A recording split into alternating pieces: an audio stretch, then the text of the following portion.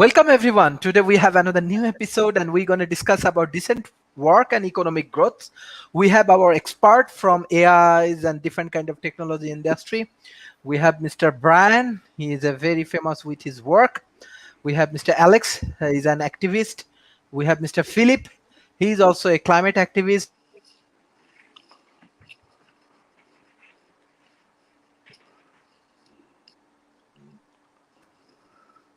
Information he will share with us. Start from Mr. Brian. So how are you today? How is your work going on? And what you want to share with our audience regarding your company, especially AI, and how we can solve the unemployment issues? Well, first of all, thank you so much for having me, Sharif, and hello to all your audience and to all of the other panelists. I'm doing great.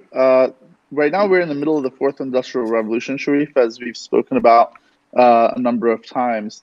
And COVID has just exacerbated the issues where a significant number of jobs globally, the number is 1 to 2 billion, are being replaced by automation and artificial intelligence. Now, historically, in previous industrial revolutions, the human race has done a great job of inventing new jobs for people to do. The only problem is, whereas in previous times, we had 1 to 2 generations to retrain the population for the new jobs of the future, this time we only have 5 to 10 years. So at Her AI, we invented technology that enables people to learn 3 to 5 times faster than traditional education. We do this by personalizing education. We collect over 10,000 biometric data points every second on every user to identify their unique needs and identify the optimal way of delivering educational content to that individual so that they can pay closer attention, learn much faster, and retain that information longer. Thank you. Thank you. We have our Professor Donalds. You also work with different countries, students, and what the present situation right now around the world? What's going on? What's your predictions, especially how we can solve these unemployment issues? Well, it's not something that's the same everywhere. So what the issues are going to be in rural India and rural China are going to be quite a bit different than the issues in, say, Palo Alto. And I was just reading last night, kind of preparing for this. I was reading through The Economist, which is a very good news magazine, and they talked about Keynes, the famous economist, and all the way back long time ago, he wrote about the idea of a new type of unemployment that was going to be technological unemployment. And his dream was, and economists predict that when you have more automation, you have more productivity. And when productivity is higher, then people's salaries get higher. So in one sense, having automation in theory should be able to make more so that people will have money to buy new stuff. The question is, how do we get from here to there?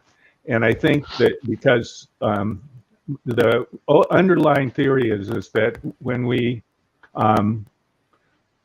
as long as people need something, there's going to be entrepreneurs that are going to come along and try and figure out how to provide it for them. They're going to make new work.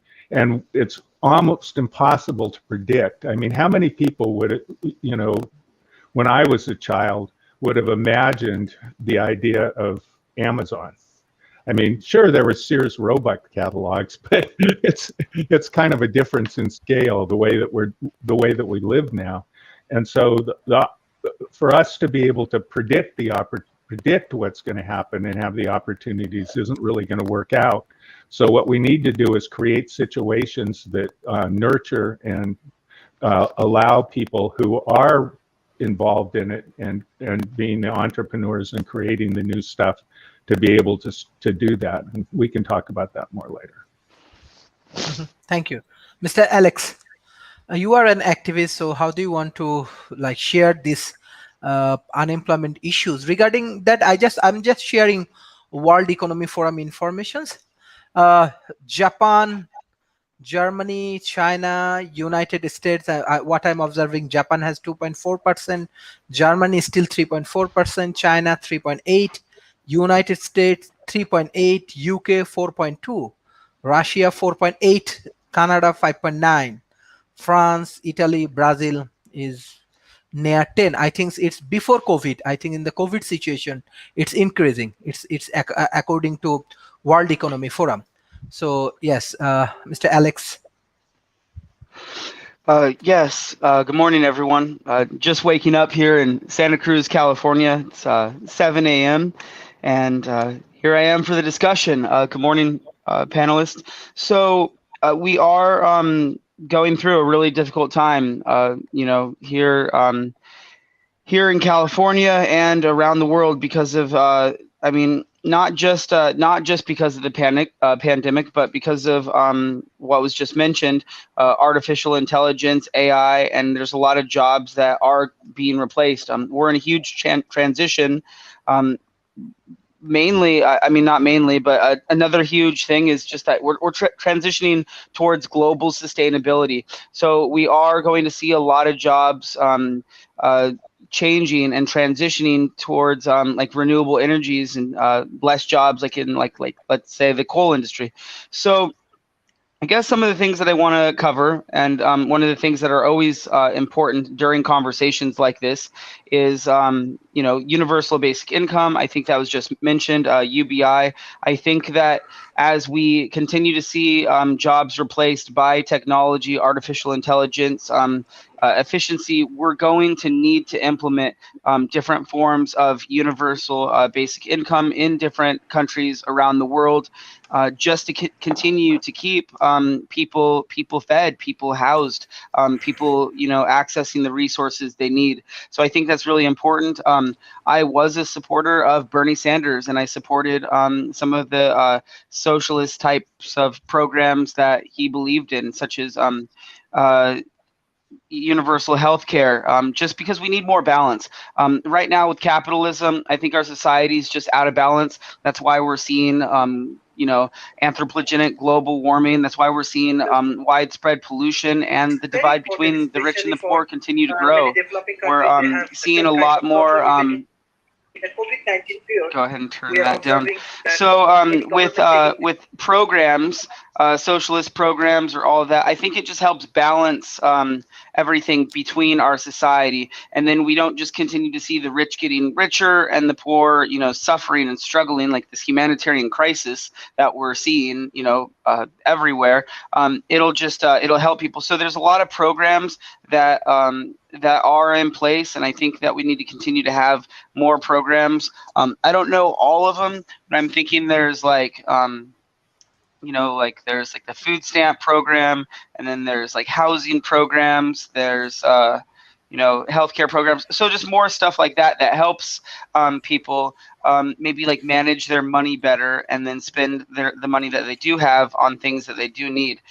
When we're having topics like this, I also think that we have for a long time lived outside of our means. We're always buying and owning things that we don't need, things that don't serve a purpose, single-use items that we use and then they sit on a shelf for years, or they end up in a landfill. Or so I think that the way things are right now, we are starting to value things more, and we're not just buying a whole bunch of things that we need. So I think during transitions like this, we need to think about minimalism. So starting to think about, we don't need to live in a big house. We don't need 2 houses. We don't need 7 cars. Just living in smaller homes, living in a tiny home, owning things that serve a purpose. So if we budget our money better and we balance our time better, I think that we can all just live a higher quality life that's more fulfilling. So when we talk about jobs and growth, like, it doesn't take a lot of money to live in a tiny home and just to own less things and stuff. So I do think that we need to continue with education and incorporating more training programs for the jobs of the future. So let's say Bernie Sanders did have a whole program in place that was going to train all of the employees of the oil industries and the coal industry. He had programs that he was going to put into place to train them how to install solar and how to help with that transition. I covered some basic notes, but I do think during these conversations we should always talk about or incorporate into the conversations not just decent work jobs, but just like ethical jobs. We do want to stay away from child labor. We don't want people working in extremely dangerous working conditions. If they are, we do want to make sure that they have the proper PPE, personal protective equipment, the safety goggles, the masks, the gloves that they need to keep themselves safe. And I'll go ahead and pass the time back off to the rest of the panel. Thank you. Okay, Mr. Philip, can you hear me? Mr. Philip, can you hear me?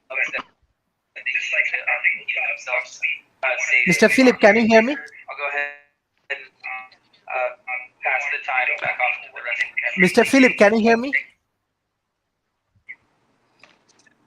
Okay, Mr. Philip, can you hear me?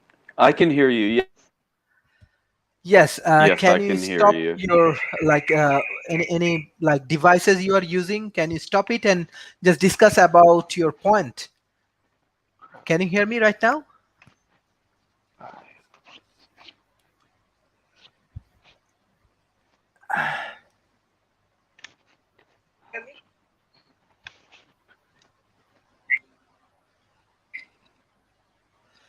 I think Professor Donald, can you continue, please? Oh, I was just Yes. smiling and Yes, I thinking, can hear you. Can you hear me? Yes, but yeah. Are you using Google Chrome? Okay, so well this morning again. I was just thinking of the great opportunity going that's to go obviously ahead. presenting itself. When things go wrong, it's an opportunity. Yes.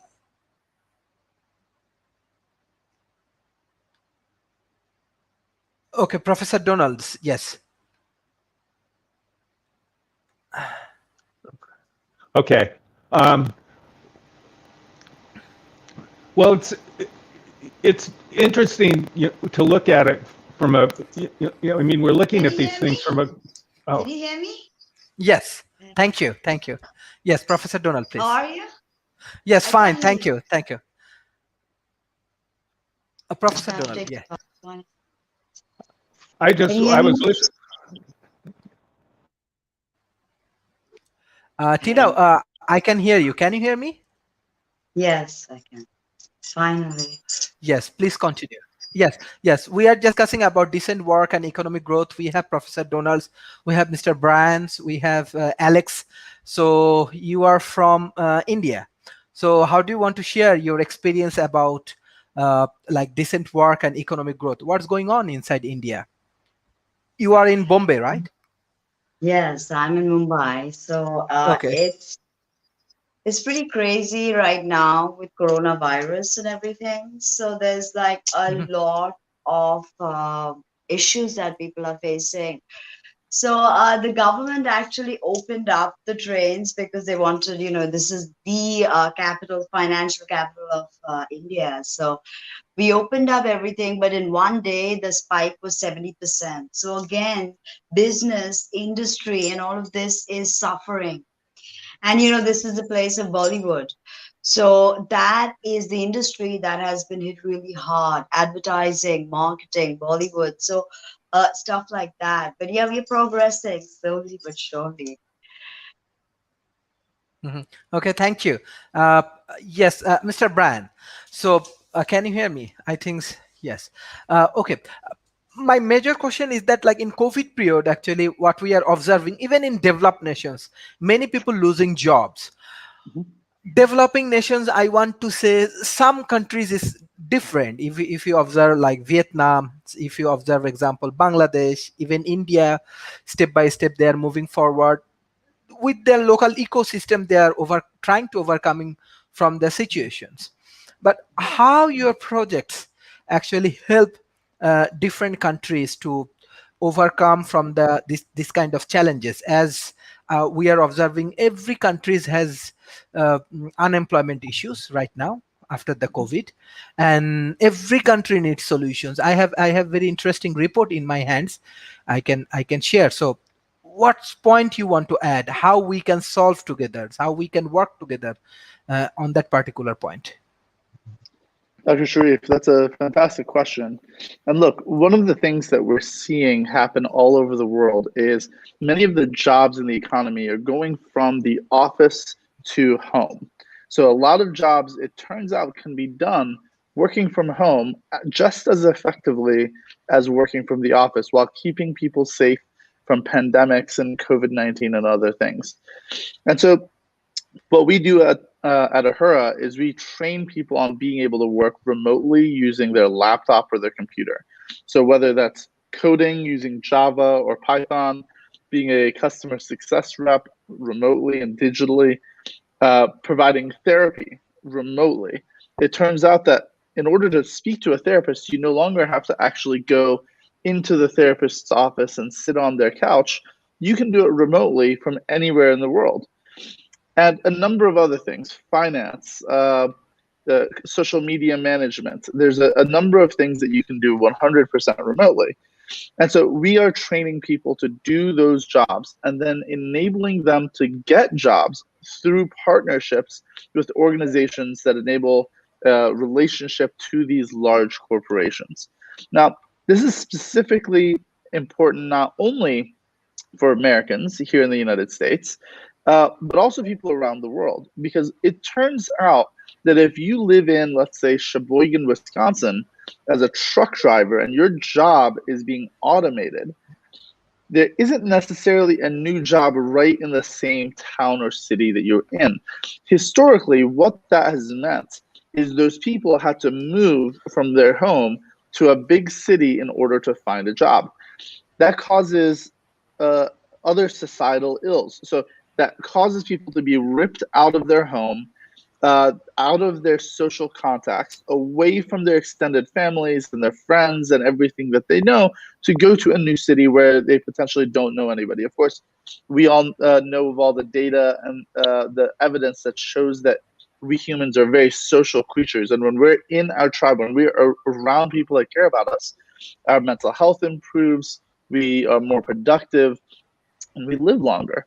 And so as a result, with Ahura, people in these far-flung cities, whether in the United States or in refugee camps around the world or in sub-Saharan Africa or in other underserved communities globally, when they use our platform to learn how to work in the digital space remotely, they're able to then find jobs remotely as well quickly to be able to start generating revenue and income for themselves and their families, so that they can pay to put food on the table. They can pay for safety and shelter and heat and so forth.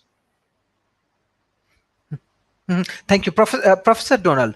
Just this point, I'm just observing, especially from February 2020, this like unemployment rate goes high and high. Still it's high unemployment rate. I think it's one of the highest after 2005. Right now, even we are observing developed nations also highly affected for this COVID-19 situations. Do you have any unique solutions or like how we can work together? Because we are observing even from the youth community, they have a lot of questions regarding these points. So anything that new point of view you want to share with our audience?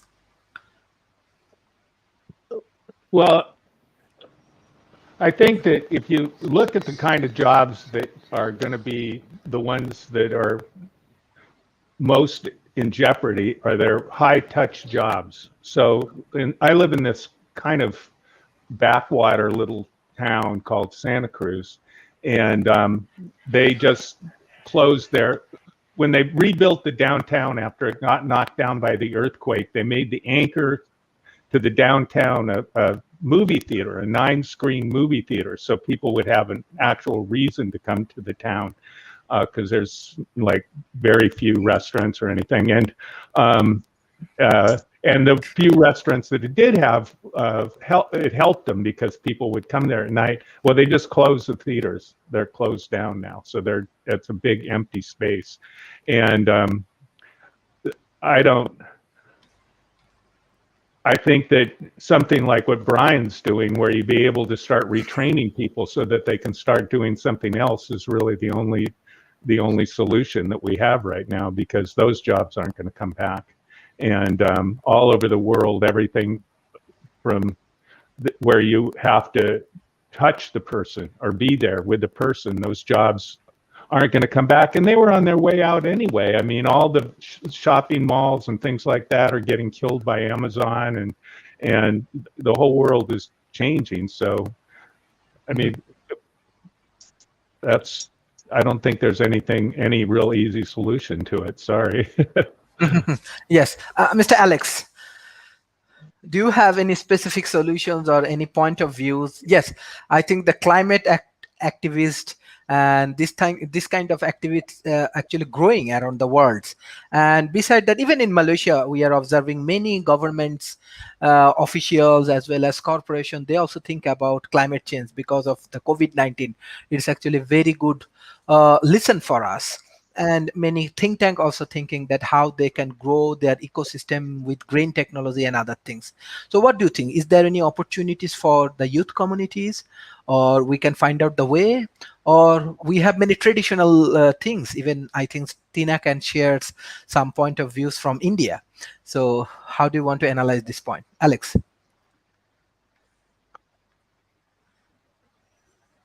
Can you unmute yourself? I apologize.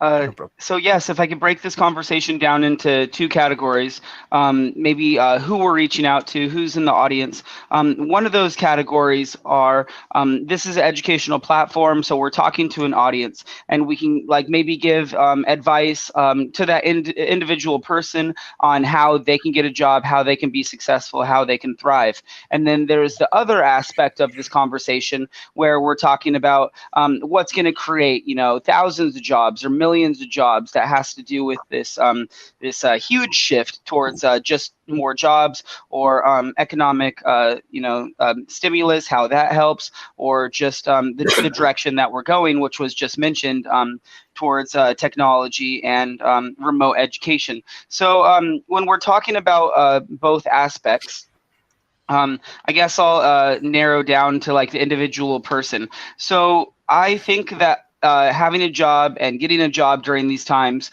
really has to do with adapting.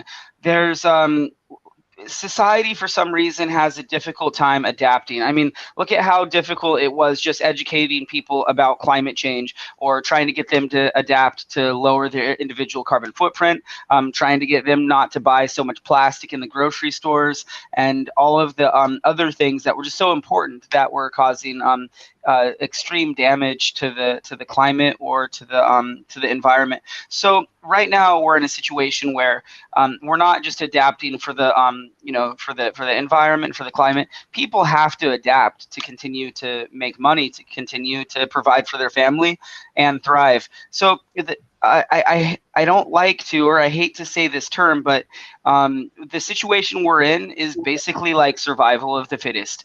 If you don't adapt during this time, during COVID, when we're in a huge shift, you're not going to survive. If you're still trying to, do a career path, like let's just say cut hair or something, like you might not, like your job's going to continue to be interfered, or doing tattoos, or certain jobs where you're working with people one-on-one, something that you can't do remotely. So if you continue to, I just think like adapting is just really important. Trying to diversify your income streams. Instead of just making money from that one source, you have different sources of income coming in. And as far as adapting, like if you're going one career path that was maybe like doing massage therapy, working directly with people, you're career has been impacted because of the lockdowns, the restrictions, the social distancing, and that aspect. So I think people do have to take the individual initiative to start changing the direction of their career, or start adapting and start finding new ways to make money. And like what was just mentioned, we're doing a lot of this remote learning, and I think this is really interesting that we now have these technologies, video formats like this, that we can communicate with people around the world. We can learn from people around the world, and I hope this helps solve a lot of the divide that we've seen regarding racism, because now we are able to connect with people around the world and do these platforms. I hope there continues to be new platforms. I mean, I know there's Facebook Live, and there's this, and there's Zoom. I hope there's others that have the some sort of like where you can like pay into it or something, and you can like support people, or new educational platforms to where there's like more of a money, something similar to this, but then you have like XRP incorporated in it or something. So more people can make money doing educational videos like this around the world. Unfortunately, we do have internet problems around the world. I mean, what Philip's is going through is a huge problem, not just where Philip's at, I believe in Mexico, other developing countries around the world, and especially Africa. So they're at a huge disadvantage, and Starlink was just mentioned. I don't know much about that. I'm guessing that has to do with the satellite based internet, and I think that will provide a lot of jobs and access, and it'll give people access to the internet, not just through video projects like this and connecting with people, but just continuing to educate themselves, self-education, watching the right YouTube videos, the right documentaries, going to the right websites, taking the right seminars. And I think that's really important. So yeah, I think good internet is just really important when it comes to making it through this pandemic. I also think stimulus is very important.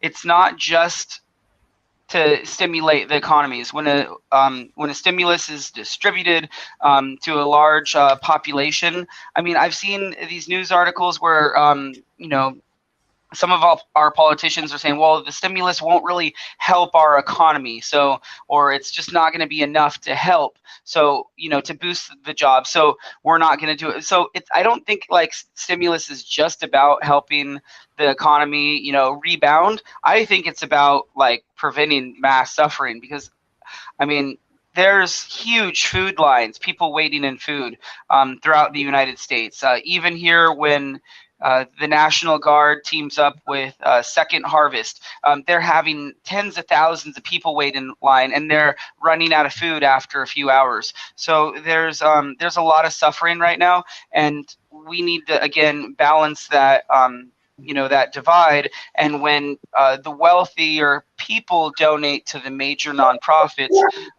they're able to get food to the poorer people, and then even if those poor people have some money, they can then pay their bills or their rent. So again, I think stimulus is really important. I think if you do have money or the financial means, I would think just donating to the nonprofits, helping people that are going through a difficult time right now is also important. And then Donald just mentioned the closing theater, how they built this theater in Santa Cruz to bring more people downtown. It is a huge theater downtown Santa Cruz, and it had an incredible setup with big screens and nice seating and a nice environment. And I've had a lot of wonderful experiences there. And we just found out that it's closing down. We just found out last night that it's closing down for good, and that is going to take away a lot of jobs, but that is also in the long term going to affect the the amount of people that used to go downtown Santa Cruz for that. So again, I just want to reiterate, I think adapting is really important. We have to adapt to the crisis we're in. We have to adapt towards the future that we want to create, and adapt to the climate crisis and the superstorms and extreme weather events of the future. And We just Thank need you. to adapt, otherwise Thank you. they're not going to survive. Thank you. We have our new friend, Mr. Philip. So, Mr. Philip, today we just discuss about the unemployment issues, how we can solve, how we can like make a sustainable ecosystems, and economical sustainability is very important right now. How do you want to share your experience with our audience? Thank you, and I hope you can hear me now. My apologies for the technological problems we've been experiencing here. Was unable to hear most of the beginning of the show as it was going in and out. So what I want to talk about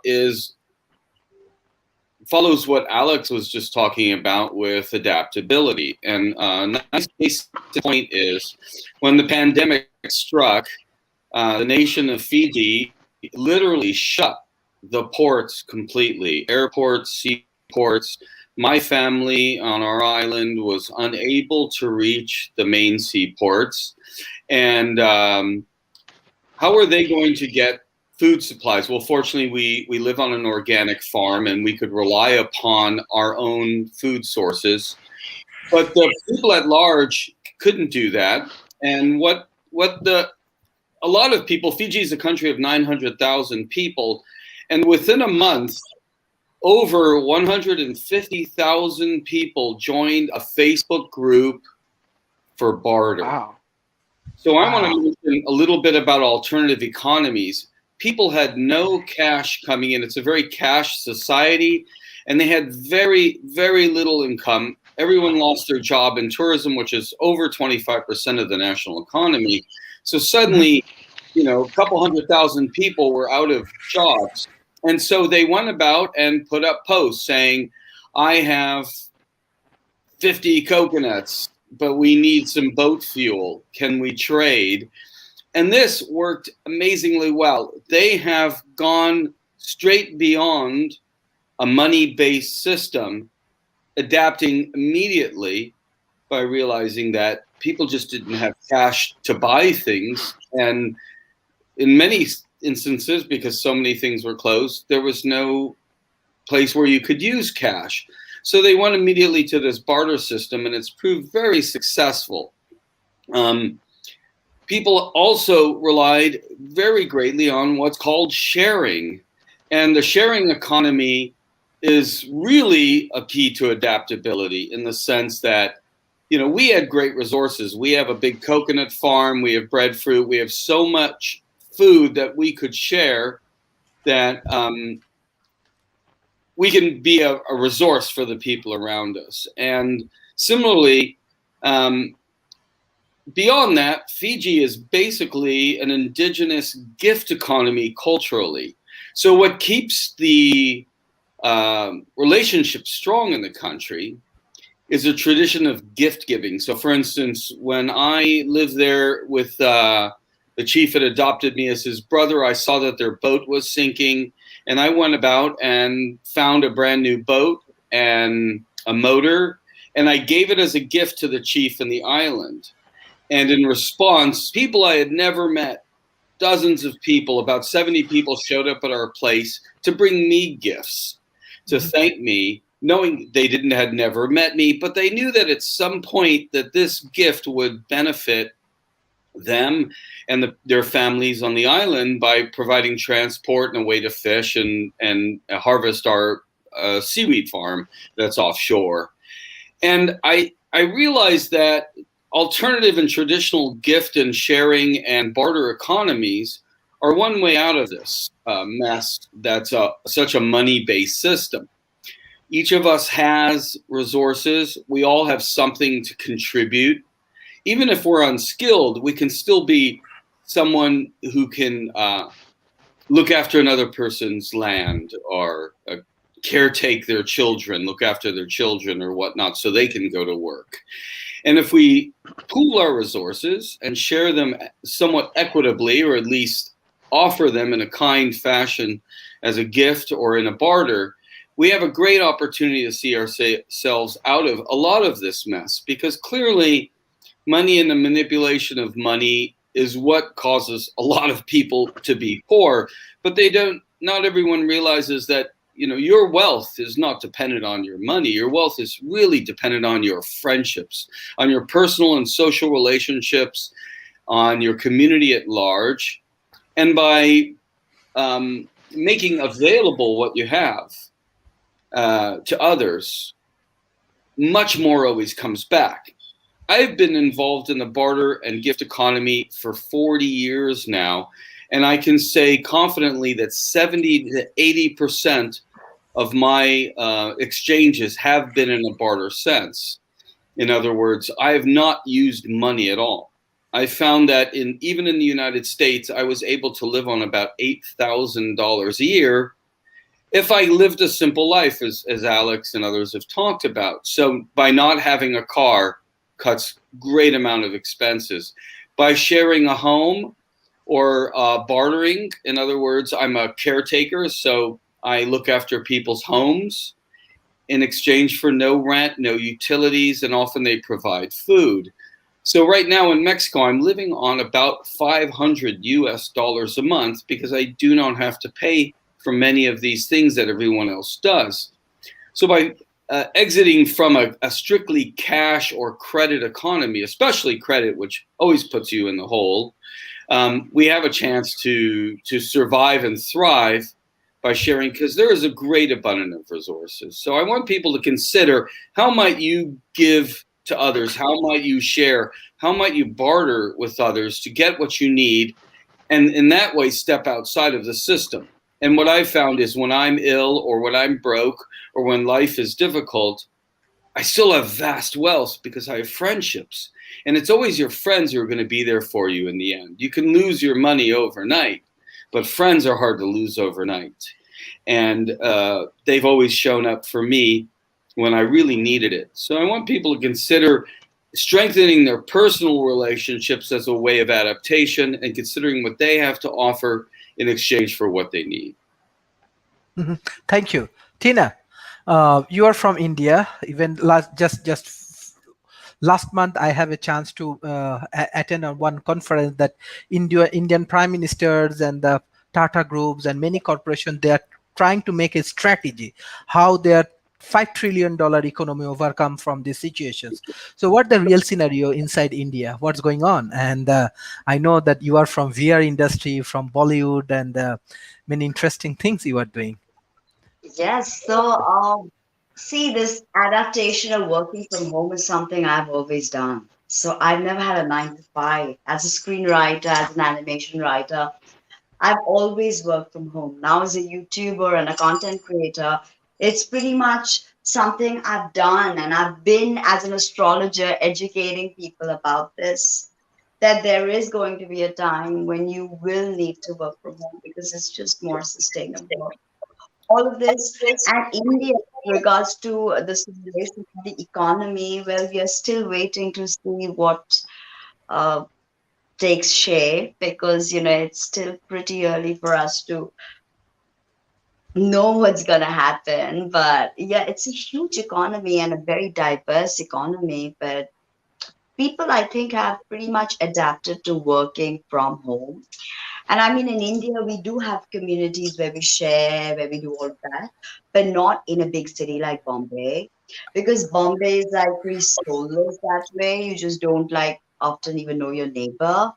So it's because we live very fast, quick lives, and it's quite a different thing than, say, a little village in Rajasthan and the way they would care and they would share. So again, India by itself is a very complicated case to discuss because it is so diverse. There is no one experience of truly being Indian, you know. So yeah, and especially the film industry, as I was saying, that is something where you've got to a Mhm. film has to be short, you know. You've got to Yes. get actors, you've got to get the grip guys, you've got to get the camera guys. So I mean, yeah, we are facing it quite heavily with films really being like hacked. The industry's just been hacked. So there's that. But of course, there's this transference to YouTube and other platforms, which, as I've already said, that this is the future. learning remotely, teaching remotely. We all have something we are, you know, exquisitely good at. So that is something we bring to the table, whatever that is. So that is the future where, yes, you figure out a way. But of course, if you're a dancer or if you're a DJ and now you don't have any parties, so you've just got to play like online, so your life completely changes. The understanding of what it is to work from home changes when you look at professions like this. But for people like me who are writers, who are speakers, who make videos, yeah, it's great. I mean, suddenly everything that I did is cool now, and suddenly everybody is working in the same format that I did for years. And I have been telling people, astrologically, this is the shift. This is the Mhm. time to adapt. This is the time to move into technology, because now is truly the beginning of an age of technocracy. So it's Mhm. unlike anything we've seen before. So brace yourselves. It's going to Yes. be wild, you know. Yes. So Yes. that's it. And being in India, I have no idea how we are going to uh, uh, truly respond, because we've Mhm. got this huge farmer movement right now, and there's a lot of polarity between the political parties, and again racism and fundamentalism, and a fight for true democracy. So we don't quite know how it's going to pan out, but we just have to be patient and see where this is going. But it's going to be wild, I know that. And of course, sustainability is the way to go. There's no doubt about that. I've been saying that for like forever. That's why I looked into hydroponic urban farming. I mean, that is the future, literally. I had an idea where I thought to myself that what all the buildings in Bombay could Mhm. grow their own food, Mhm. could grow their own organic food. Mhm. And there are so many, and I've been working also with seeds back when I was in college, indigenous seeds that have gone extinct because of GMO crops, all American seeds that have come in, have pretty much destroyed the ethnic indigenous seeds of India, a lot of that. And we've got GMO coming in, bam, bam, bam. And that's, what GMO does, right? So now I have this crazy idea that what if every apartment, every building, let's say in Bombay, would grow their own food? Of course, you Mhm. can go into the fact that goes solar and that and wind and all of that, self-generate your electricity. But what if they could grow their own food? Mhm. Everybody could have food. This is Mhm. not now. This is I thought of 12 years ago, Mhm. because of nepotism and the way politics works, the way Mhm. corruption works. This did not really take off, but I did send many emails, did try to get this going, and I invested my own money, and I actually grew an urban farm and did all of that like years ago, because I knew this is it. There will this urban farming, working from home, because really it's not sustainable. Office life is not sustainable. Driving Mhm. to work, tired, drowsy, burning fuel, just creating traffic jams. That's not life. You can be Mhm. so much more productive if you could work from home. I've known that. And I mean, if you do put me in an office situation, and I had from time working in an office situation as well. I worked for a Indo-Japan Foundation where I was their creative Mhm. media head. So Mhm. I completely understand that going to office is what some people do, and I know many people like that who were completely destroyed because their regime has been taken from them. But of course, in this sort of chaos, do you need to find order right now? So this is the zeitgeist of the time. This is of the times. This is what we need to do. Independence.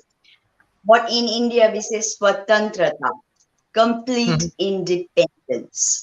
So we Mhm. need swatantrata from Mhm. food, from chemicals, pesticide. We need to be independent. Mhm. So that's Mhm. what I think. Mhm. Excellent, excellent, Mr. Brian. So there is a new concept also come from North America, from Mexico, from India.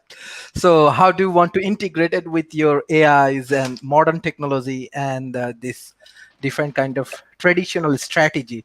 which is really, really important. Even, yeah, yes, what we are learning from Tina about this food growing process. Yes, I think Singapore already, they started these things.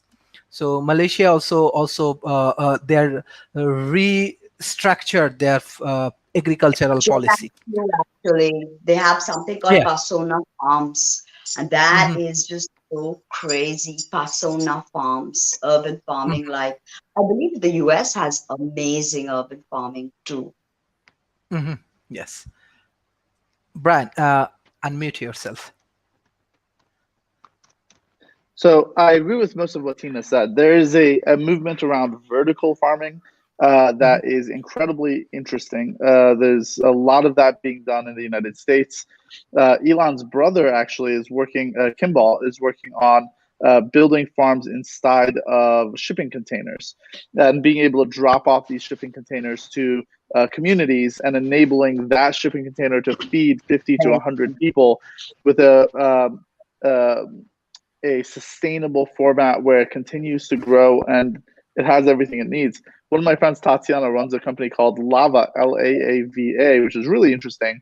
They have been able to identify the optimal way to deliver light at various frequencies to massively increase the yield of Yeah, that's hydroponic crazy. farming, which is really interesting because each plant has a very specific set of wavelengths that it needs to Frequency. increase the speed at which it grows and increase the yield, which is really fascinating, right? There's all these amazing technologies.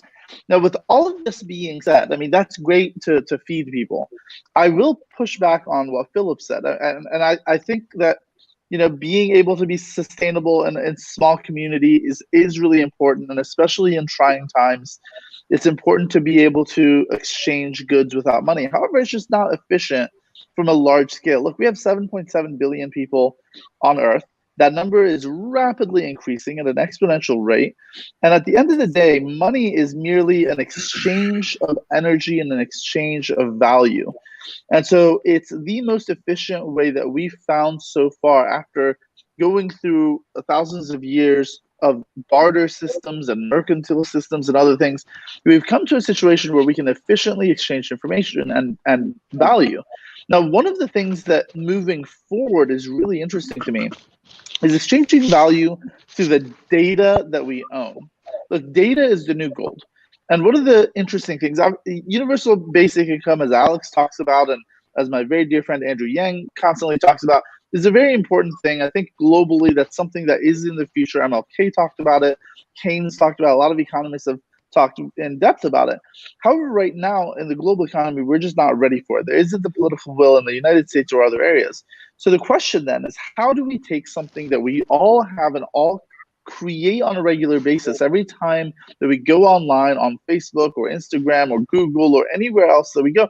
Even now, all of us are creating a significant amount of data. So how do we monetize our own data? How do we have agency over that data and then sell that data to a variety of sources? Now, one of my friends, Ahmed Pradhan, has created something that's really interesting in this regard. Ahura, we've actually partnered with them through Rainfall.one. I highly recommend you check it out.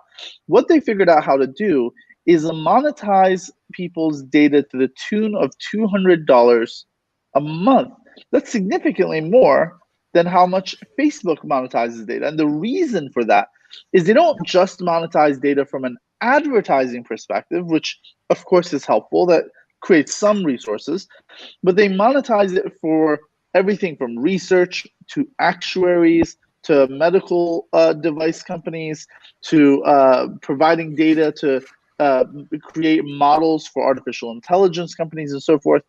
And so if you think about that, so for example, at Ahura, all of the users that use our platform and, to educate themselves and learn how to do work remotely in a digital context, they're able to generate $200 of revenue. Out of that 200, $140 goes back to them. The rest of it goes to Rainfall and to Ahura to create these contacts. So $140 doesn't seem like a lot to someone in Santa Cruz, like Donald and Alex, or to someone like myself in Las Vegas, or I used to live in San Francisco. It's a bottle of scotch, or maybe a very nice shirt. But to someone living in Ghana on $5 a month, $140 can be fairly radical. Look, one of the things that we researched in the early days is when you're in sub-Saharan Africa, what are the variables that prevent you from being able to learn? And it turns out that the most important variable isn't access to a computer or access to education. It's whether you have access to the medicine for tapeworm. And that medicine for tapeworm is $1 a month. And yet so many people don't have access to this. And of course, if you have tapeworm consuming your energy and your food and your resources in your body, you can't really focus on learning. And so if you're making $140 a month just by selling your data, suddenly you have access to the medicine that you need so that you can be healthy. You have access to food so that you can have the energy that you require. You have access to getting a nice place so that you can have shelter and safety. And so suddenly, when all of those basic things are taken care of, you can actually focus on learning the skill sets you need to get a better job. And so that's one of the areas that we're focused on as well. And I think we'll create radical change in the world that will enable people to actualize their full potential. And instead of living hand to mouth and just looking for that next meal, they'll be able to take care of themselves so that they can then contribute to society and to our human family. Excellent. Professor Donalds, yes, Brian has a very interesting strategy with his Ahura. So what else we can do together?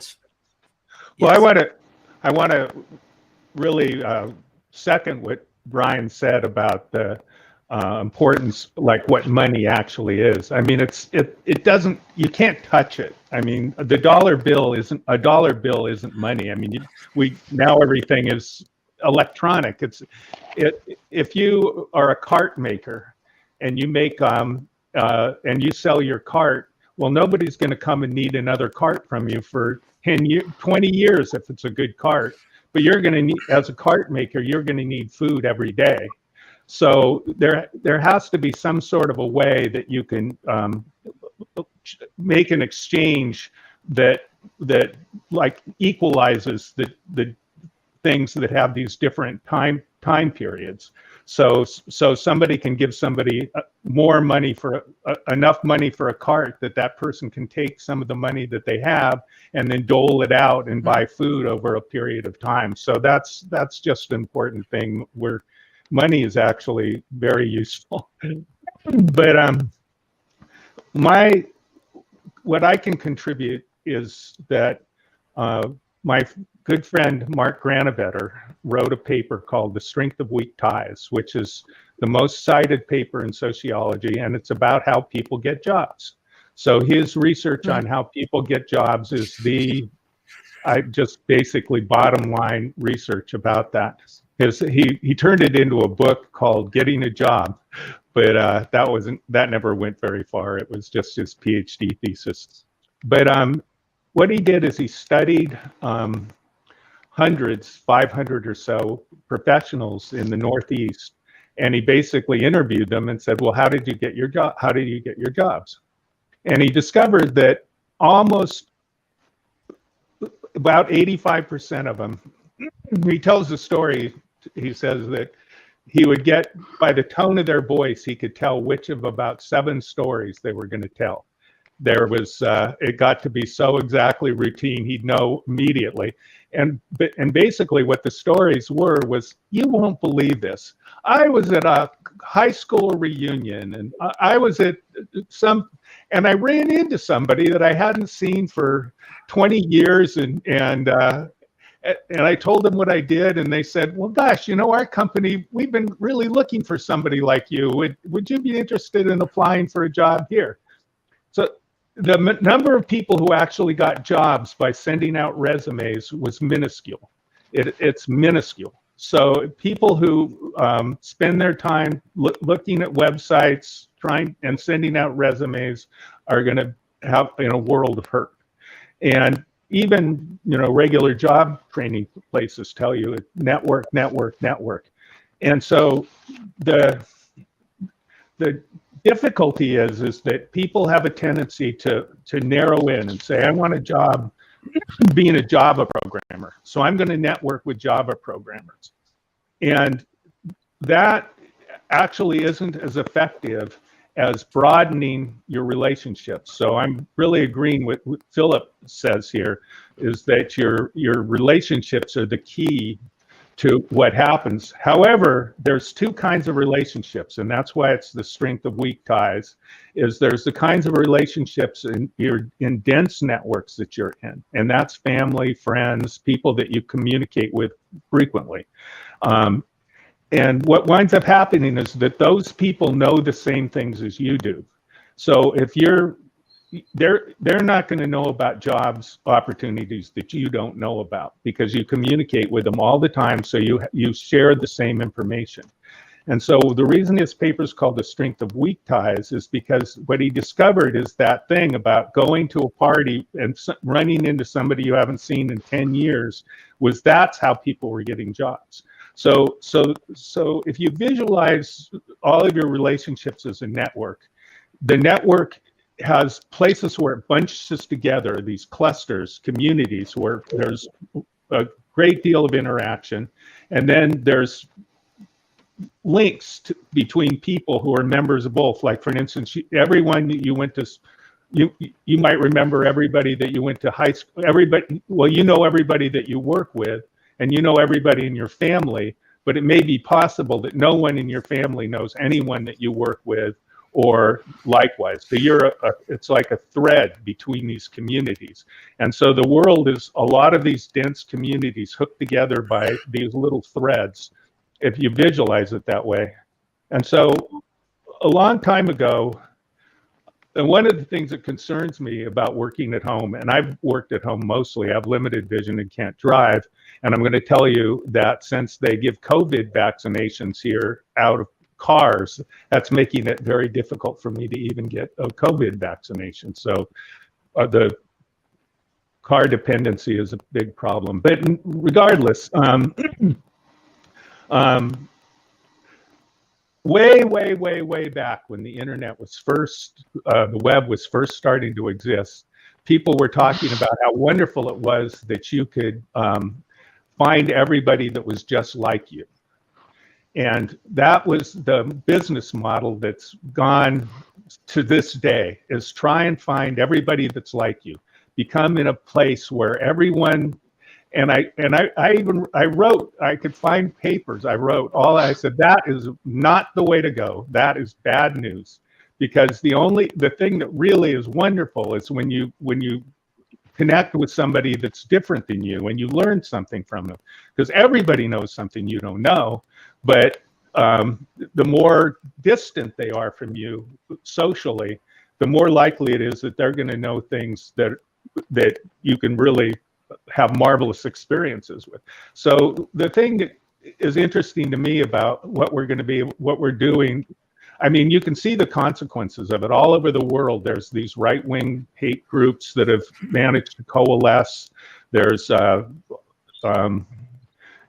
people, and they don't get information from anywhere but the particular place that they've created the world. So I think that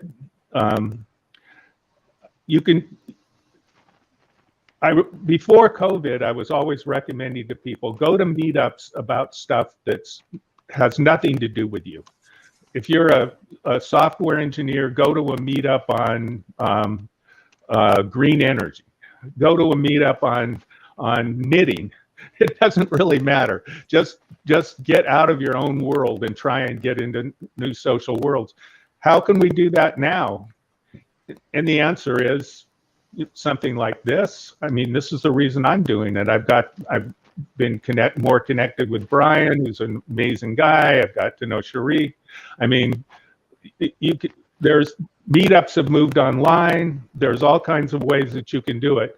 But if you personally want to get a job and you personally want to grow yourself, the main way to do it is to make connections with people that are different than you. And the science is there. The paper's called The Strength of Weak Ties. I'll put it in the links. And as I said, it's been cited something like 80,000 academic citations. It's an amazing paper. And Thank, thank you, Professor Donald. Tina, I have a specific questions to you because uh, women empowerment is a big issue. You are one and only women panelist. Even in COVID situations, according to my observations from different statistics and data,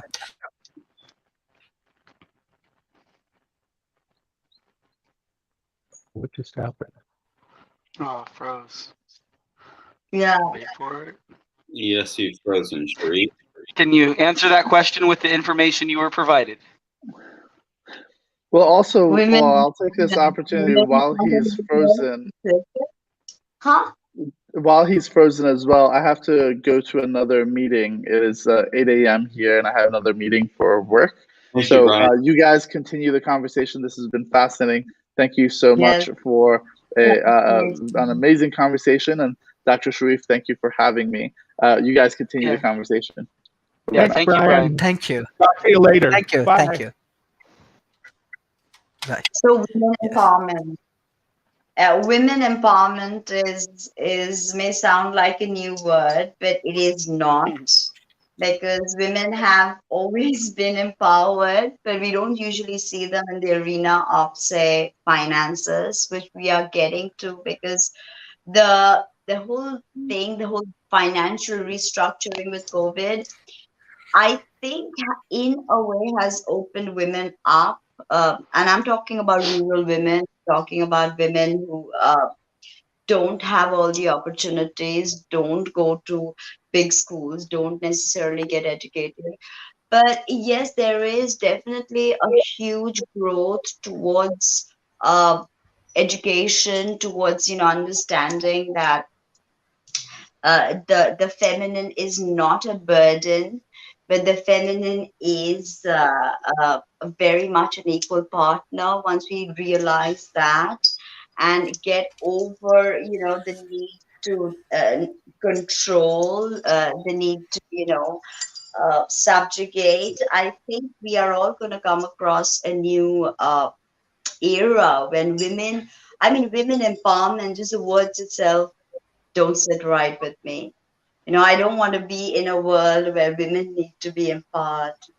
But sadly, the truth stands that this is where we are, and we need to, talk about it. And political parties need to, rally with these slogans. But at the end of it, nothing truly happens, right? So the thing with women empowerment is each woman must wake up to the potential that she has. She's not just a childbearing machine. She's not here to bring dowry. She's not here to, be a domestic servant. So once women say no, I think the shift is inevitable. But, when you've had like years and years of control, when you're just, when you've been taught to be the second sex, as Simone de Beauvoir wrote that book, and that was so interesting to think that women are considered to be the second sex. So ultimately, let's throw out words like women empowerment, because that is so yesteryears. Let us talk about women as a very strong force, because without women, none of us would be here, right? I mean, this conversation would not even take place. So we must understand the scope of a society where everybody, not just women, not just men, everybody functions smoothly, where there's no control dynamics at play, when everybody realizes that whether you're black, white, woman, man, child, we all need to come together. This is the new age, and this is a utopia we will get to, I'm quite sure. But when, I don't know. In India, we believe that this is the Kali Yuga. So a Kali Yuga is when the bad reigns, when negativity reigns, when corruption reigns, and when patriarchy has its win. But this time too shall end, because everything is cyclical. So, once we come to this, the necessity for a female liberation, whereas women have been all powerful as well. So it's a cyclical process, like life and death. and day and night. It's just something we need to realize and we need to acknowledge. And we don't need to, concentrate on words like women empowerment, because that is, but of course, right? But of course. And the best part is that the youth is changing. They do not, behave in the same way. They are changing. There are so many single moms bringing up children and doing a great job. So, it's time to acknowledge what women can do. It's time to acknowledge that they are our mothers and sisters and lovers and wives. So how, why do we need words like women liberation? Who took away our freedom? Who is here to liberate us? You know? So it's deeply philosophical as well as social. And it's a deep truth, I think, that's stirring within all of us. And may the wisdom dawn on everybody. Thank you. Thank you. Mr. Philip. Yes. Well, yeah, I have a few things to say. One is what Brian was talking about with money. I certainly wasn't advocating for not using money. It does certainly have its purpose, but people need to realize that there are alternatives to not be completely dependent on an economic and financial system, as well as his example of monetizing your data. Well, the farm workers and farmers and the people who provide the food that we need in Fiji and India and the US especially, they do not have the energy, time, or money to then, after a 12-hour day job harvesting food, to go and sit and try to do this. What happens is we've created at least a two-tiered economy where there truly are the haves and have-nots. And of course, that's increased in the digital age, which is why one person can amass $100 billion off Amazon, and his workers are struggling to make it through a 12-hour day with no social safety net. I think that's important to keep in mind, that we need to create alternatives, because a lot of people are being completely left out of a digital economy and out of a modern economy. And yet those are exactly the people that we're relying upon for our food supply, because most of the people who are on the computer all day, they're not growing their food as well. If they were, they wouldn't have time to be on the computer.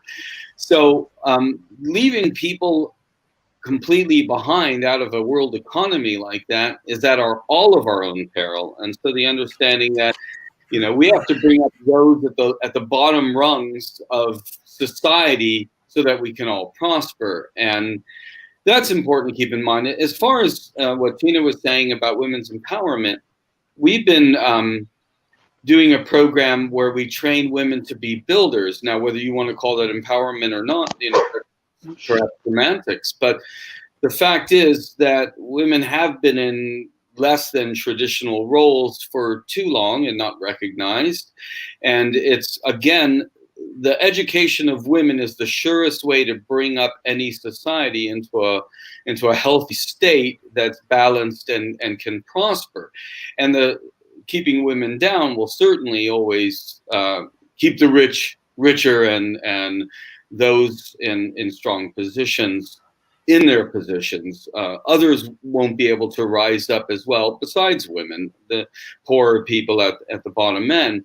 And so what I was suggesting was that people consider how they might gain resources that they need, whether it's food or a vehicle or whatever, by looking outside of solely seeing it as a money exchange. And in places like Santa Cruz and London and whatnot, yeah, cash is king. Money is what it's all about, but it doesn't need to be. I lived in Santa Cruz for quite a few years, and I never had a regular job, and I didn't make money off the internet.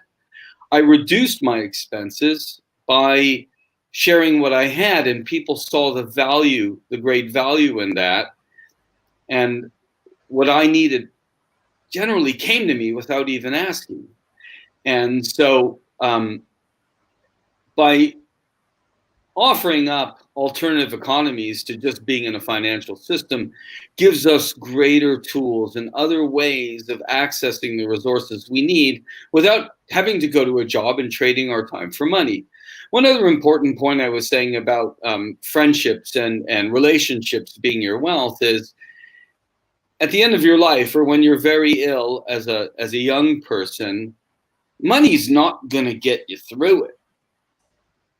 $100,000 for a surgery will break most people in our society, and insurance and these other financial instruments are not going to be there for you.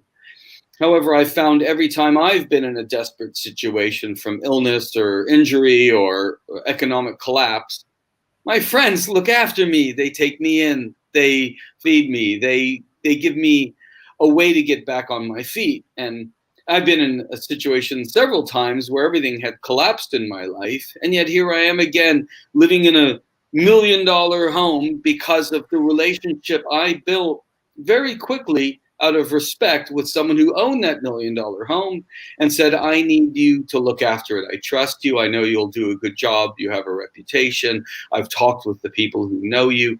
So that strength of relationships can take someone from no income to a very successful situation of having a big house or having the resources they need. And this is not the goal, of course. The goal is to live in an equitable society where even those who do not have resources or are handicapped or ill can still make it through because of the strength of their relationships and the kindness of others. And I think what I was saying was we need to add this to the mix beyond thinking of, well, I need this job and trade my life's energy just for money so I can trade for everything else. That money does create a middleman between things.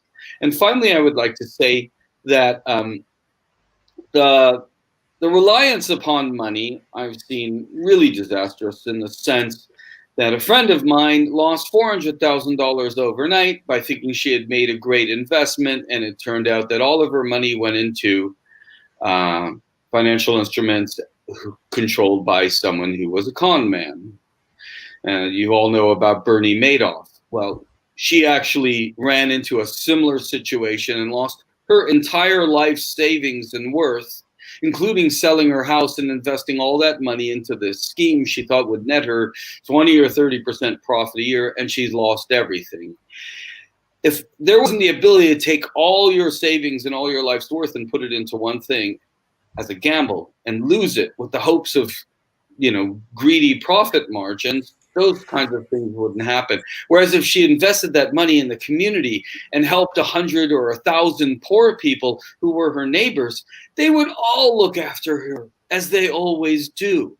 And especially people on the bottom rungs of society are the ones most concerned with making sure their benefactors or their friends or their neighbors are looked after as well. The poorer people tend to be, the more they tend to be generous, the more they tend to share their last bit of food with a visitor. Whereas wealthier people don't see it as in their right because they're looking at things only in a transactional way. But when you share with your neighbors and those less wealthy than you, they see you as someone kind-hearted, generous, and they want to repay that with more kindness. And that's what strengthens our human relationships. And that is what creates the adaptability that Alex talked about, that we can rely upon each other and adapt to the situation. That money is not going to cure your illness, and money is not going to do everything you think it needs for you, but your human personal relationships can, especially if you nurture them in a loving, positive way. So I just want young people and whoever's listening to consider that, to not rely only on becoming an engineer and making a fortune and buying a big house, and then you can buy healthcare and you can buy, but you can't buy friends. You can't buy the people who will be there for you when you've lost your job because of an illness, or you said something stupid and lost your job, and now you can't get a new one because you've got a red mark and you've only been trained as an engineer, a chemical engineer, and now you can't get a bloody job. Well, consider that if you had relationships and friendships and people that you've previously helped, those are the people who say, okay, I see you've gone through a hard time and you did make a mistake, but you've helped me and I'm going to help you. And my great-grandfather was a perfect example of this, who helped people get through the Depression in the 30s. He loaned money to a lot of people, and he knew he would never get it back. But what he got back was much more valuable. He got back the respect and the relationships and the friendships and the community who then looked after him. And in that way, I want to applaud Alex Lundos for doing the same in his community. And we've worked together to bring humanitarian aid relief to cyclone and hurricane victims in 4 countries together already. And I, at this point, would do just about anything for Alex if he needed it, because I saw his giving heart and I saw how he took his energy and put it into helping thousands, literally thousands of people get through the worst time of their life, being flooded out of a hurricane. That kind of capital, social capital, is much, much more important than financial capital, in my belief. However, I know that the world is running on the exchange of money, and any rich person, no matter how they got their ill-gotten funds, can go in and buy what they need. But in a small society like where we live in Fiji, if you're a horrible person, it doesn't matter how much money you have. You will be deported from Fiji if you break the laws and insult the society in terrible ways. And the worst of all punishments in a small indigenous society is banishment. In other words, you can never come back to your own home, to your own community and your own culture. In this modern society, that's very difficult to do now, except electronically banishing you off Facebook or Twitter or something like that. Nonetheless, it is that the building of these human relationships that is our greatest wealth. And I am honored to be building relationships with all of you and to be included in this with you, Sharif. And I'm hoping in this venue we can encourage people to enhance their relationships, not from the idea of, well, I'm going to climb up the social ladder, but out of the joy of seeing another person rise up. And this is exactly why we are doing our women's program, teaching women to be builders in Fiji so they need not rely on money or men, that they can build their own hurricane-resistant shelters without the need of money or men. And so if anyone is interested in learning more about that, please contact me, and our website is easyadobe.org. Thank you, Mr. Alex. Yes, what a wonderful conversation. Again, thank you, Sharif, for putting this together. I'm learning so much from this panel, and I support most of this information. So I liked the perspective of course, Philip and Brian, and we were looking at it. It wasn't that they necessarily disagreed; they were just looking at it from 2 different perspectives. Yeah. Now, if we're having a conversation about economic growth, what Brian's talking about is really important and directly related to the conversation. Philip it's also directly related to the conversation, but he's just looking at it from a different perspective. It's not necessarily about economic growth. It helps and supports economic growth, but it actually just helps prevent suffering, and it allows people to be happier and to thrive. And I think community is really important in different communities. And there's some people or some cities where there's just less community. They do live in the digital world, and it's just the fast pace. Even if they're not working a 9 to 5, it's still that 9 to 5 mentality. So for us to transition towards a globally caring society, we do need more connections and more community. And I think from an environmental perspective, bartering is very important. It helps us trade goods and services and connect with people. Unfortunately, we are in a pandemic, and it has slowed down the potential progress for the barter system to be as successful. But it can still work as long as we do things COVID safe. And then Fiji has been not lucky, but they adapted quickly to the pandemic, and it helped. It wasn't luck. It was they made the right decision. So it did allow people to stay safe, and systems like the barter system to continue to work. And that's just incredible. So out of 900,000 people in Fiji, 150,000 people joined this Facebook group. That's a huge percentage of the country's population exchanging supplies. So when the pandemic first started, let's just say like January, February, I was teaming up with some people, and they said, Alex, like, what are we going to do? How can we help? How could we, help people solve this pandemic? How could we raise awareness, or what can we do as activists? Because my team of people, we were working on a lot of climate-related activism at that point. We stayed in the same location, downtown Santa Cruz, and camped out there for 72 hours. We were camped out right in front of the theater that's closing down that Donald just mentioned. We slept there, we stayed there, people brought us food and supplies, we had megaphones, and we did a lot of activism. So that's when the pandemic started, we were wondering what to do. And one of the things that I said to one of my friends on that team was, what we could do during this pandemic, the best thing would be to go around and collect food and resources from all of these houses and get it to the people that need it, because we knew that the pandemic was going to cause take jobs and cause economic problems and all that. So I told one of my team members, it's difficult to do that because it's difficult to be COVID safe and be getting supplies and resources from different people. So, but that was an idea, and I didn't follow through with that. We went into a lockdown, and I went a different direction with activism. But Stephanie Ross, I'm house sitting, and for some reason there's a guy out mowing the lawn. Okay, I guess he's here to mow the lawn. So Stephanie Ross from the Great Share Collective, she's a local person here, actually came up with this clever idea, and she recently made it as one of the top 25 people in Santa Cruz to get Hero of the Year here in Santa Cruz. I don't know who decided that, but somehow she got Hero of the Year, and I saw it everywhere. So Stephanie Ross came up with this idea, similar to what Philip's talking about. She came up with a Facebook group, and it's called the Great Share Collective. I believe there's 4,000 or 5,000 people in the group, and they all share stuff. So if someone needs something, they post in the group.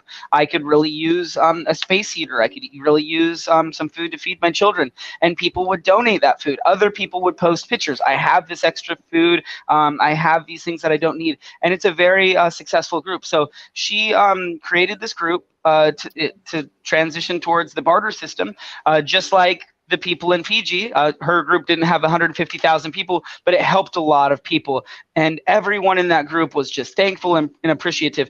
Now, that didn't necessarily help with economic growth and money and creating jobs, but it helped us adapt and get through a really difficult time. So again, that Facebook group is the Great Share Collective, and that's what they're doing, just that. They're just bartering. So when people are going through difficult times, community is important. But as I talked about balance earlier in this discussion, when you have a resource someone else needs, that helps with balance. If we taxed the rich more and had universal income, that would help with balance. Anytime major food programs, such as United Nations World Food Program, Second Harvest, they get foods from these major companies and corporations. They distribute it to the people in need. It helps with balance. So there's economic growth, which is important, and then there's balance, just to help alleviate suffering, malnutrition, and just to help us get through this difficult moment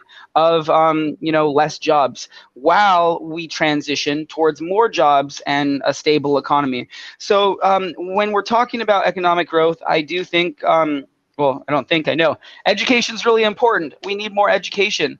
Not only is having internet important and having a nice smartphone and having access to the tools, but any way you could educate yourself. And that might be watching programs like this. It might be watching the right YouTube videos, the right documentaries, going to the right websites, even wiki how to start a job, how to start a wiki, how to start a nonprofit, wiki how to be successful. All of this information's online. So there's education, there's training, whether that's internships, job training, or different types of programs. Here in Santa Cruz, is like maybe 10 years ago, I remember there was a department that like a building people would go into. They would learn new skills. There was computers they could use. So houseless, homeless people would be able to go into this, and they would have job referrals and training programs and all of that. I don't know if that's still open, but we need to implement more programs like that, even if we could do it online through COVID-safe measures. So jumping back to that last topic, I think for us to we live on a planet with finite resources, and I've heard this brought up before. Correct me if I'm wrong, but I don't know how we can continue to have stable economic growth like indefinitely unless on a planet with finite resources. I don't know how we can continue with economic growth with the U.S. dollar and other dollars continuing to devalue, and with inflation and all of that, and continue to live sustainably. So I think that the barter system, which Philip mentioned, I think that has to be incorporated into what we're doing. And Brian mentioned, the people that make $5 a month in Ghana. I actually went to Ghana, and this is kind of embarrassing to say, but I guess I'm a confident person. I went to Ghana and I got schistocytosis. I got a parasite, and I was pulling out parasites out of my nose. Those pills were really expensive to eliminate those parasites from my body. It was like $500. People in Ghana, like it rained and I walked through a puddle, and that parasite went into my leg through a puddle. It was horrible. People in Ghana that have to deal with that all the time have like so much of the population have that parasite. And then Brian mentioned tapeworm. It just when people are so focused on just trying to survive, a parasite, a disease, injury, an ailment, like especially like the majority of that population, it's going to affect the economy, and it's going to impact their ability to be successful, to thrive, to live a good life, to be healthy, to provide for their family, their friends, their kids, or even focus on things that Philip's talking about. Focus on bartering and community. If you're not healthy, if your body's injured, or if you have this major injury or ailment that you're dealing with, it's difficult to function and to be successful and to live. And again, it was just really sad to be in Ghana and to see how many people were affected by that. But then I now have had firsthand experience regarding that. So efficiency exchange, taxes, let's see, food, Brian, Donald mentioned something about Facebook and networking.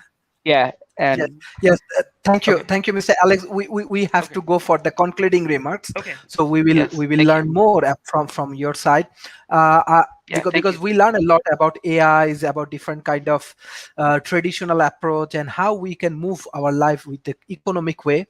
So this is very important right now in the COVID situation. We have to be very much careful with all of our initiative and economy. I believe that if we work together as a global citizen, if we can collaborate together, only that time we can solve many problems together, because this problem is not for a particular country. This problem for every country. Every country has this kind of challenge. Even the developing nations or developed nations, and nobody can say that I am free and I can protect myself. So in that situation, the one and only solutions that we have to work together. We have to share our views. We have to share different kind of solutions, and by this way we can solve our problem. And this is actually objective of World Talent Economy Forums. We are continuously working on that arena, how we can make a better ecosystem, make a better ecosystem in between Asia Pacific, not only Asia Pacific, around the world. So by this way, hopefully we can solve many problems together. So I directly want to go for the concluding remarks. I want to start from Madam Tena, then Professor Donalds, then Mr. Philip, and finally Mr. Alex. Yes, Tena. So it was really nice talking to all you guys, Donald, Alex, and Philip. It was really nice, and I hope we have conversations like this in the future, and of course, taking into account the sharing economy, which I think is, of course, the way to go. It is the ethos of this age, coming together as a community, and this time not as a local community, but as a global community, and really caring for the earth, because this is the planet we've been given. So why not look after it? And not go for just a profit based, commodity oriented, just consumer oriented society. So we need to end that. We need to develop a closer connection to the stars and the ground below. But that is when we truly understand the scope of being a human being. And it was really nice to talk to all of you. And thank you very much for this Thank you. invite. Thank you, Tina. Professor Donald.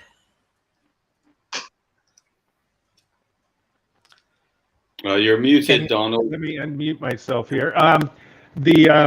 Well, I really agree with what you said, Dr. Sharif, about the importance of connecting.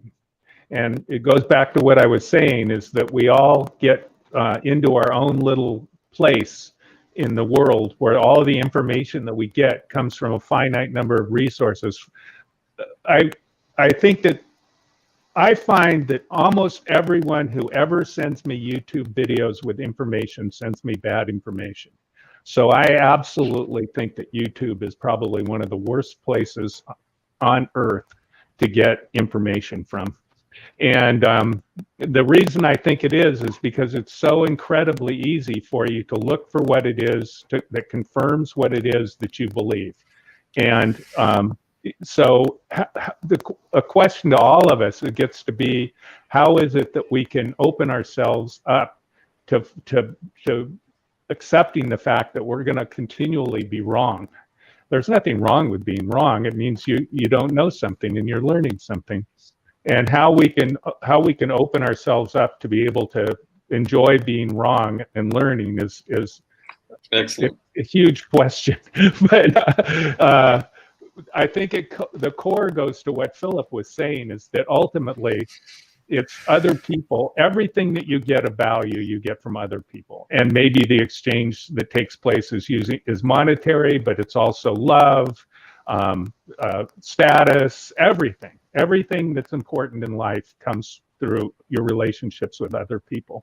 And the thing that's kind of, I don't know, like a spirit, a key, is some sort of a center for growth, is to be able to have yourself enjoy being wrong.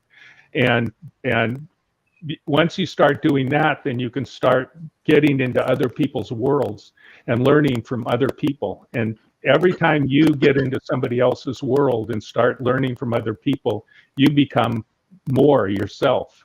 And those relationships are like a bank account, because I connect people all the time. In fact, Brian, I'm going to connect him to some people I know to help him. It doesn't cost me anything to do that.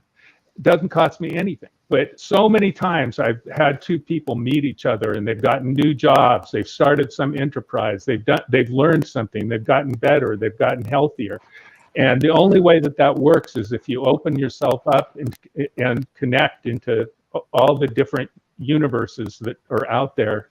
And so that's why I like being on this show, because I love meeting all the wonderful people that Sharif brings together. And I think what he's doing by connecting people that are different, we've got people from India, people Mexico, we've got people from I've met people from everywhere here. I think that helps open up all of our minds to being able to learn from everyone else around us, which is, in my view, is what's necessary to really get through, to be resilient and get through some of the issues that we face. Thank you, Professor Donald, for your continuous support for World Talent Economy Forum. Mr. Philip. Yes, this has been a wonderful forum once again, and I thank you, Sharif, and everyone who's attended, and to all of the listeners. A few interesting points I want to make at the end now would be that I agree completely with Donald that we need to step outside of our own regular communities, the people we know, the people we listen to. If we're academics, step outside of the academic world. You know, if you're a tradesman, step into another world and learn what you can from others. And of course, travel's limited right now, but we have neighbors, we have people nearby, and if we stand at a discreet distance and have a chat and get to know them and look in their eyes, we can make all the difference in the world. I have to admit, when I lived in Santa Cruz and taught at the University of California, I didn't know any of my neighbors. None of them would sit on their porch. None of them would come and interact. If you saw them on the street, they would avoid your glance. They would avoid you. And I don't find that in Mexico here. People are constantly meeting each other and in a friendly way. I know almost all of my neighbors here, and I've only lived here less than 2 months. There's a lot of wonderful Mexican families and Canadian expats, and yet I look at the houses and I know who's there. I know what car they drive, and it's a very giving community in that the people who have lost in the recent hurricane that we had here, the community rose up together and immediately helped those struggling the most and continue to do so. In fact, it was that disaster, I feel, brought the expat community even closer to the Mexican community, in that they've gone about helping those in the worst situation. Another thing is, when we talk about jobs and the personal relationships that find you the job, I agree completely with that. And another great way to find a job is to actually go volunteer for an organization that you want to work for. When you do that, you make those personal relationships. They see that you're a giving person, that you're capable, that you're working hard. You're going to be at the top of the list. And I could probably tell you at least stories of 6 people who have done exactly that. I asked them, how did you begin your career in broadcasting or something? And they said, well, I went and volunteered at the radio station for a month. And before I knew it, they were asking me to be a DJ because I had a good voice and I was reliable and I showed up on time. So please think about the organizations you want to work for and make your relationships through volunteering and giving into that community. And you will be seen as someone that belongs in that community, and they would be glad to pay you to stay because they don't want to lose you as a volunteer. Another thing I think is important to consider is, what if the electricity grid went down where you are right now, as it has just done in Texas? If all of your relationships are only through the internet and that, things that are based on the electric grid, if that goes down, you won't be able to contact those people. But if you do know your neighbors, or you do know people in the near town and community, and you volunteered there to help people or something like that, you won't be bereft of human relationships. They'll become more personal and direct. So consider, in what Alex was talking about, adaptability. How would you today adapt to the world in your personal situation if the electric grid went down and suddenly you couldn't go on Facebook or Twitter or any other way that you communicate with people? What you have left is your own personal relationships you've already established. Put some energy, real energy, into developing those relationships, and you will find a much greater wealth that will gird you from any kind of economic fallout and collapse. And of course, we are in a bubble economy. There's going to be a great collapse in prices of many things, and we won't be able to afford or find access that we need. So consider how else you might get the resources that you need. Again, like Sharif said, this is going to be through the people that you know, through the relationships you've already established. Build on those relationships. And if you know someone only in an electronic fashion, I've been reaching out to all of my friends on Facebook that I really want to know and said, what's your phone number? What's your address? What's your email? How else could I reach you? Because I'm planning on going off Facebook. And in that sense, I got their phone number and I called them and had a direct person-to-person conversation. And there's nothing better to increase the wealth of your life in social relationships by actually talking to people one-on-one and building those relationships. So please consider that as part of your economic strength and your adaptability, is your personal relationships and enhancing them and going forward, rather than having 5,000 followers on Facebook or Instagram or Twitter. Thank you again for this forum, and look forward to joining again. Thank you all. Thank you. Thank you, Mr. Philip. Mr. Alex. Yes. So I loved what Philip said about volunteering. It's also an important aspect of job training and education. So another good skill set to have is communication skills. I'm not saying that I'm best at communicating, but a lot of people on this panel, as Philip just talked about volunteering, just great communication skills are very important when it comes to being successful, expanding your knowledge, expanding your education. So if I could break this conversation down to economic growth, again, I'm just going to emphasize education is just really important. Videos like this, anywhere you can get new information, the correct information. I don't use YouTube that often, but when I do, I do those keyword searches and I find the videos that I want to watch. Sharif's video, this video will be on YouTube. So you just have to know what you want to waste your time watching, and not time management. So I don't spend as much time on YouTube as I would like. That's my opinion, but I try to watch documentaries when I can. But most of my information comes from my Facebook algorithm. I'm constantly seeing news stories from around the world. What's that? Please do check my channel though. Oh, you got a channel too? Cool. All right.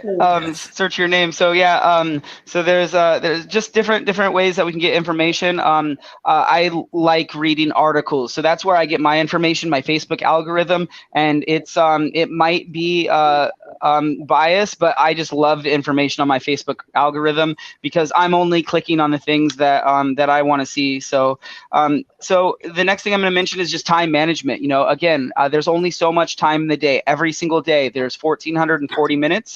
And how you choose to spend that time is going to dictate your future. If you're successful, if you're not, if you have a job, if you don't. So just what you're choosing to do with your time.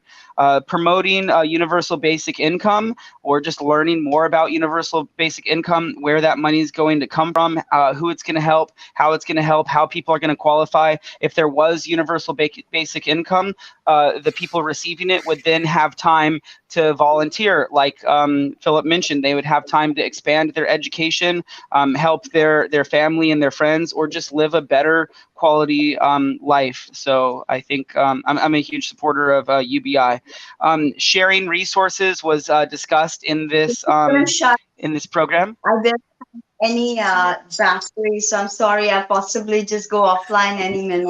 Okay. So, Thank you. Thank you. Nice to meet you. Thank you. Nice to meet you. Thank you. Bye-bye. Take care. So we've discussed sharing resources, and that's basically what universal basic income is. It's like sharing resources. A lot of the world elite, the 1%, they have way too many resources. So if they were taxed more, those resources, that money would get divided in between, the middle class or, people in poverty. So I think sharing resources is important, and it correlates directly with UBI. Another keyword that I want to say is just adapting. So we could adapt individually to help us, be successful, to help our family and our friends. But if we all adapt as a society, that will help with our global transition towards sustainability. It will help with our global transition towards a caring society, and it'll help with our transition through this pandemic. We just have to adapt. We can't just keep living the way that we've been living because it's not sustainable. We've seen that with, biodiversity collapse, ecosystem collapse, increase in atmospheric temperatures, and all of that. So we need to adapt, and we need to manage our time and figure out all these things. I'm going to mention Facebook has been amazing for me personally. I was on Facebook like 10 years ago, and I kept saying, you guys, climate change, global warming, pollution, come on, like, let's team up, let's clean up. Nobody cared on my Facebook network. I spent like a year or two on Facebook and just like, I couldn't network. So I said, screw Facebook. I deleted Facebook for like 4 or 5 years. I was anti-Facebook, and I started going out, cleaning out trash and helping people around the world, doing these things. And some of my friends in my network kept saying, Alex, why are you not on Facebook? Get on Facebook, network on Facebook. So after 4 or 5 years, I got back on Facebook, and then everyone was an environmentalist. Everyone was talking about climate change, environmental issues, social issues, racism. So it then became, more of like an educational platform, or more of like, for me anyways, I saw a lot of activism through Facebook. So that allowed me to network with the people, the like-minded people of the same interests of me, and I was able to get 35 volunteers, and we removed 1,000 tires from the redwood forest. I was able to collaborate with different activists and environmentalists, and we did beach cleanups and humanitarian missions, and helped homeless people. And actually, I think I met Philip from Facebook, and Donald, and Sharif, and just so I love Facebook in that aspect, but again, it comes to time management. If you're just going to be looking at stupid stuff on Facebook, you're going to dumb yourself down and waste your time, or you can use it for good. And I've mentioned in one other episode, I wish there was a app in our phone that was like Tinder, and we can go through, oh, this person owns this company, oh, Philip owns this nonprofit, this is what he's about, and like you can network with like business people and collaborate similar to Tinder, and you can find people that you want to collaborate with and work on projects with, and it would be an app that would kind of be like LinkedIn, but you could go through, maybe do some keyword searches. And I hope someone watches this and they develop this app, because I would love to be connected with more like-minded people, such as in this panel discussion. Like and yeah.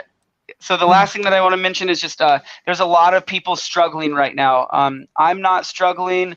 Maybe people in this discussion are not struggling, but there are a lot of people, not just in developing countries around the world, people in developed countries around the world are struggling right now because of this pandemic, because of the economy, because of like maybe loss of jobs in the fossil fuel industry or whatever. So we need to help those around us. And again, what Philip said, bartering, community, we need to help those that we can and help balance the divide around the world. So that's my closing remark.